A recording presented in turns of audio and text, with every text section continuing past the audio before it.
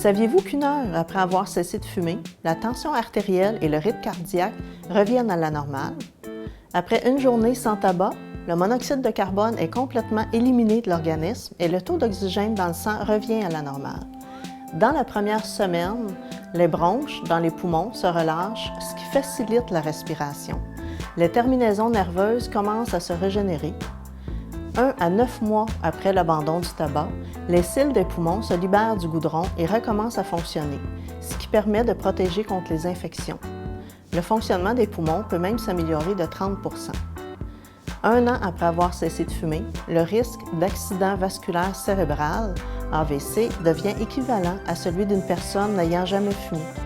Le risque d'infarctus du myocarde est diminué de moitié.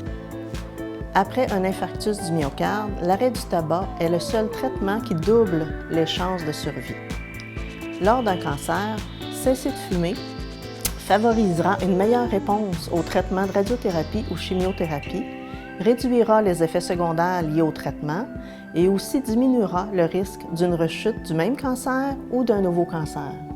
Lors d'une chirurgie, l'abandon du tabac diminuera le risque d'infection et de complications, favorisera une guérison plus rapide. Ces effets sont d'autant plus importants si le tabac est cessé avant la chirurgie. Pour la femme enceinte qui a arrêté de fumer durant les 3 premiers mois de sa grossesse, le risque d'avoir un bébé de faible poids devient comparable à celui d'une personne qui n'a jamais fumé. Donc, plus tôt on cesse de fumer, plus les bénéfices sont grands.